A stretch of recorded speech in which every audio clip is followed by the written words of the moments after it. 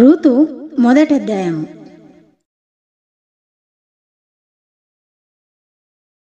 న్యాయాధిపతులు ఏలిన దినములయందు దేశములో కరువు కలుగగా యూదా బెత్లెహేము నుండి ఒక మనుషుడు తన భార్యను తన 2 కుమారులను వెంటబెట్టుకొని మోయాబు దేశమున కాపురముండుటకు వెళ్ళెను.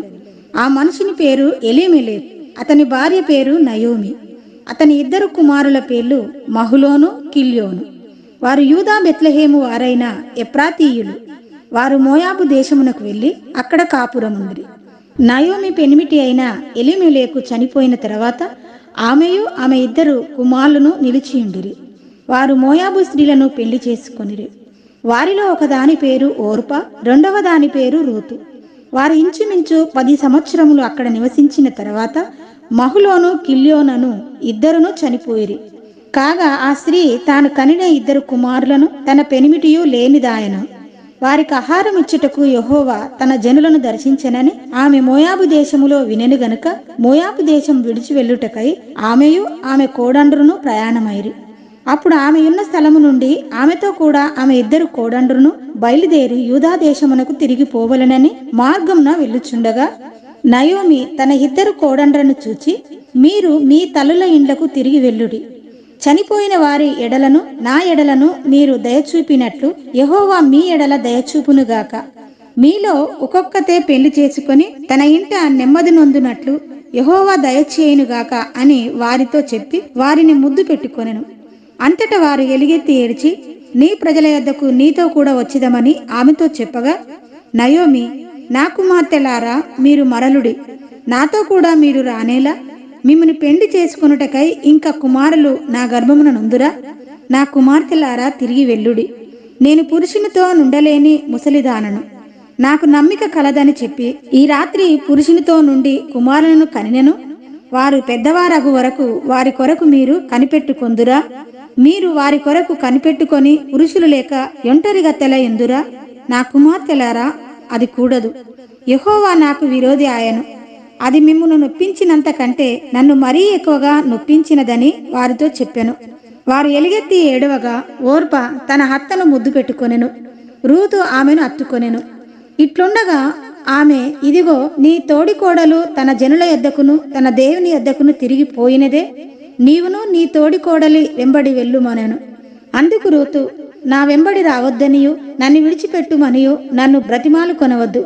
నీవు వెళ్ళు చోటుకే నేను వచ్చేదను, నీవు నివసించు చోటనే నేను నివసించెదను. నీ జనమే నా జనము, నీ దేవుడే నా దేవుడు. నీవు మృతి బొందు చోటను నేను మృతి పొందెదను, అక్కడనే పాతిపెట్టబడెదను. మరణము తప్ప మరి ఏదైనను నన్ను ప్రత్యేకించిన ఎడల యెహోవా నాకు ఎంత కీడైనా చేయునుగాక అనెను. తనతో కూడా వచ్చుటకు ఆమెకు మనసు కుదిరినదని నయోమి తెలుసుకొనినప్పుడు అందుని గురించి ఆమెతో మాటలాడుట మానెను గనుక వారిద్దరూ బెత్లెహేమునకు వచ్చు వరకు ప్రయాణం చేసిరి. వారు బెత్లెహేమునకు వచ్చినప్పుడు ఆ ఊరి వారందరూ వారి యొద్దకు గుంపు కూడి వచ్చి, ఈమె నయోమి గదా అని అనుకొనుచుండగా ఆమె, సర్వశక్తుడు నాకు చాలా దుఃఖము కలుగజేసిన గనుక నన్ను నయోమి అనక మారా అనుడి. నేను సమృద్ధి గల దాననై వెళ్ళి తిని యెహోవా నన్ను రిక్తురాలినిగా తిరిగి రాజేసెను. మీరు నన్ను నయోమి అని పిలువనేలా? యెహోవా నా మీద విరుద్ధముగా సాక్ష్యం పలికెను, సర్వశక్తుడు నన్ను బాధపరిచెను అని వారితో చెప్పెను. అట్లు నయోమియు ఆమెతో కూడా మోయాబీయురాలైన రూతు అను ఆమె కోడలను మోయాబు దేశము నుండి తిరిగి వచ్చిరి. వారిద్దరూ యవల కోత ఆరంభములో బెత్లెహేము చేరిరి.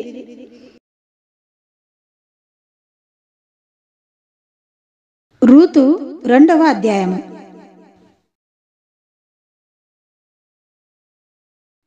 నయోమి పెనిమిటికి బంధువుడొకడుండెను. అతడు చాలా ఆస్తిపరుడు. అతడు ఎలీమెలెకు వంశపు వాడై ఉండెను. అతని పేరు బోయాజు. మోయాబీయురాలైన రూతు, నీ సెలవైన ఎడల నేను పొలంలోనికి పోయి ఎవని కటాక్షము పొందగలను వాని వెనుక పరిగెనేరుకొందునని నయోమితో చెప్పగా ఆమె, నా కుమారి పొమ్మనెను. కాబట్టి ఆమె వెళ్ళి పొలములోనికి వచ్చి చేని కోయువారి వెనుక పొలములో ఏరుకొనెను. ఆ పొలములో ఆమె పోయిన భాగము ఎలీమెలెకు వంశపు వాడైన బోయాజుది. బోయాజు బెత్లెహేము నుండి వచ్చి, యెహోవా మీకు తోడైయుండును గాకని చేను కోయు వారితో చెప్పగా వారు, యెహోవా నిన్ను ఆశీర్వదించునుగాకనిరి. అప్పుడు బోయాజు కోయివారి మీద ఉంచబడిన తన పనివానిని చూచి, ఈ చిన్నది ఎవరిదని అడుగగా, కోయివారి మీద నుంచబడిన ఆ పనివాడు, ఈమె మోయాబు దేశము నుండి నయోమితో కూడా తిరిగి వచ్చిన మోయాబీయురాలైన యవనురాలు. ఆమె, నేను కోయివారి వెనుకకు పనల మధ్యను ఏరుకొని కూర్చుకొనుటకు దయచేసి నాకు సెలవిమ్మని అడిగెను. ఆమె వచ్చి ఉదయం మొదలుకొని ఇది వరకు ఏరుకొనుచుండెను. కొంతసేపు మాత్రము ఆమె ఇంట కూర్చుండెనని వాడు చెప్పెను. అప్పుడు బోయాజు రూతుతో, నా కుమారి, నా మాట వినుము. వేరొక పొలములో ఏరుకొనుటకు పోవద్దు, దీనిని విడిచిపోవద్దు. ఇచ్చట నా పనికత్తెల యొద్ద నిలకడగా ఉండుము. వారు కోయి చేను కనిపెట్టి వారిని వెంబడించుము. నిన్ను ముట్టకూడదని యవనస్తులకు ఆజ్ఞాపించి ఉన్నాను. నీకు దాహమగునప్పుడు కుండల యొద్దకు పోయి పనివారు చేదిన నీళ్లు త్రాగుమని చెప్పెను.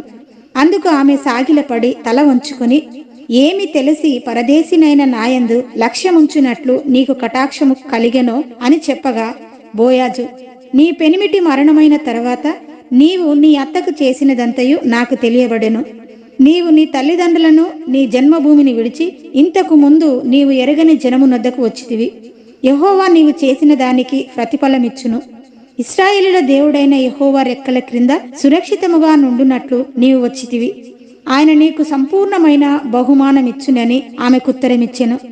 అందుకు ఆమె, నా ఏలినవాడా, నేను నీ పనికత్తెలలో ఒక దానను కాకపోయినను నీవు నన్ను ఆదరించి నీ దాసురాలినగు నాయందు ప్రేమ కలిగి మాటలాడితివి గనుక నా ఎడల నీకు కటాక్షము కలగనిమ్మని చెప్పెను.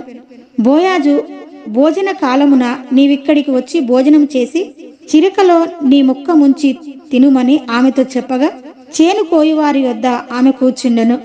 అతడు ఆమెకు పేలాలు అందియగా ఆమె తిని తృప్తి పొంది కొన్ని మిగిల్చెను.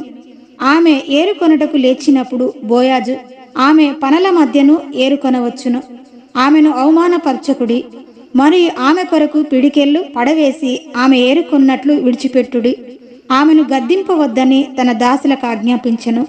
కాబట్టి ఆమె అస్తమయము వరకు ఆ చేనిలో ఏరుకొనుచు తాను ఏరుకొనిన దానిని దుల్లకొట్టగా అవి దాదాపు తూమెడు ఎవలాయను.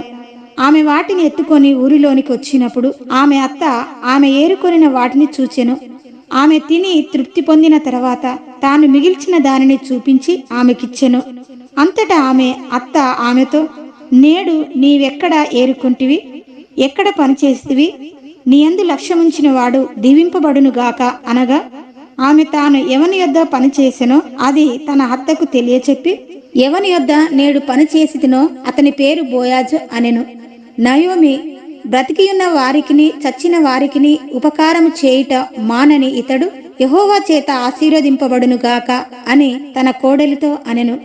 మరియు నయోమి, ఆ మనుషుడు మనకు సమీప బంధువుడు, అతడు మనలను విడిపింపగల వారిలో ఒకడని చెప్పగా, మోయాబీయురాలైన రూతు, అంతేకాదు, అతడు నన్ను చూచి తనకు కలిగిన పంట కోత అంతయు ముగించు వరకు తన పని వారి యొద్ద నిలకడగా ఉండుమని నాతో చెప్పెనను.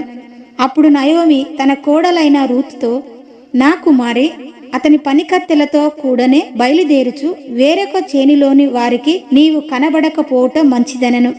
కాబట్టి యవల కోతయు గోధుమల కోతయు ముగి వరకు ఆమె ఏరుకొనుచు బోయాజు పనికత్తెల యొద్ద నిలకడగా నుండి తన అత్త ఇంట నివసించెను.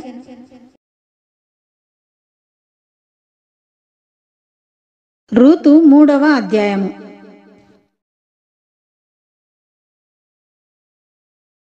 ఆమె అత్త అయిన నయోమి, నా కుమారి, నీవు మేలు కలుగునట్లు నేను నీ కొరకు విశ్రాంతి విచారింపవలసిన దానను కదా. ఎవని పనికత్తెల యొద్ద నీవు ఉంటివో ఆ బోయాజు మనకు బంధువుడు. ఇదిగో ఈ రాత్రి అతడి కళ్ళమున ఎవలు తురుపారబట్టింప పోవుచున్నాడు. నీవు స్నానము చేసి తైలము రాచుకొని నీ బట్టలు కట్టుకొని ఆ కళ్ళమునకు వెళ్ళుము. అతడు అన్నపానములు పుచ్చుకొనుట చాలించు వరకు నీవు అతనికి మరుగయుండుము. అతడు పండుకొనిన తర్వాత అతడు పండుకొనిన స్థలమును గురుతెరిగి లోపలికి పోయి అతని కాళ్ళ మీదనున్న బట్ట తీసి పండుకొనవలెను. నీవు చేయవలసిన దానిని అతడు నీకు తెలియజేయనని ఆమెతో అనగా, ఆమె, నీవు సెలవిచ్చినదంతయు చేసిదనని చెప్పి ఆ కళ్ళమునొద్దకు పోయి తన అత్త ఆజ్ఞాపించినదంతయు చేసెను. బోయాజు మనసున సంతోషించినట్లు అన్నపానములు పుచ్చుకొని లోపలికి పోయి ధాన్యపు కుప్ప యొద్ద పండుకొనినప్పుడు ఆమె మెల్లగా పోయి అతని కాళ్ళ మీదనున్న బట్ట తీసి పండుకొనెను. మధ్యరాత్రి అందు అతడు ఉలికిపడి తిరిగి చూచినప్పుడు ఒక స్త్రీ అతని కాళ్ళ యొద్ద పండుకొని ఉండెను. అతడు నీవెవరవని అడగగా ఆమె, నేను రూతు అను నీ దాసురాలిని.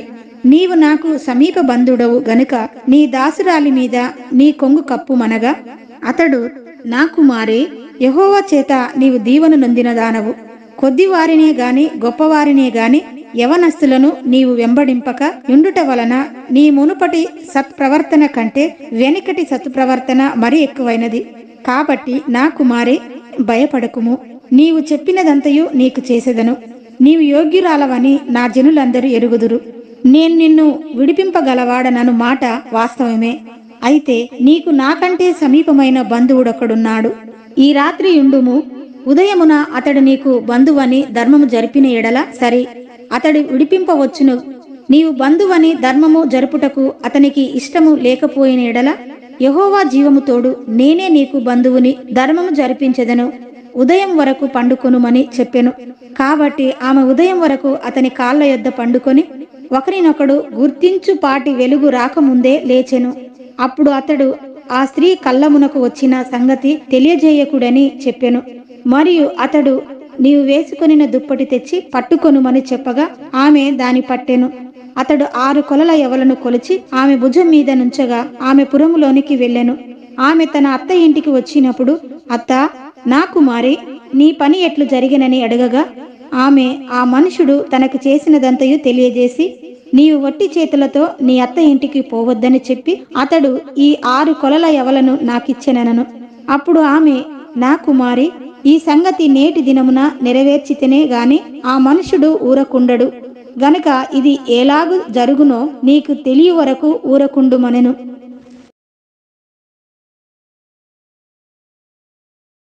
రూతు 4వ అధ్యాయము.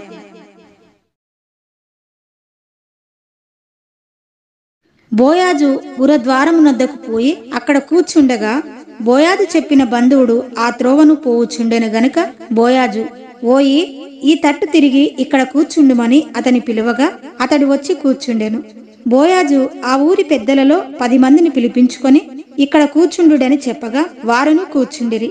అతడు, మోయాబు దేశము నుండి తిరిగి వచ్చిన నయోమి మన సహోదరుడైన ఎలిమెలేకునకు కలిగిన భూభాగమును అమ్మివేయుచున్నది గనక నీవు చెవులార వినున్నట్లు నేనొక సంగతి తెలియజేయవలనని ఉన్నాను. ఈ పుర నివాసుల ఎదుటను నా జనుల పెద్దల ఎదుటను ఆ భూమిని సంపాదించుకొనుము. ఏమనగా దాని విడిపించుటకు నీవు ఒప్పుకొనిన ఎడల విడిపింపుము.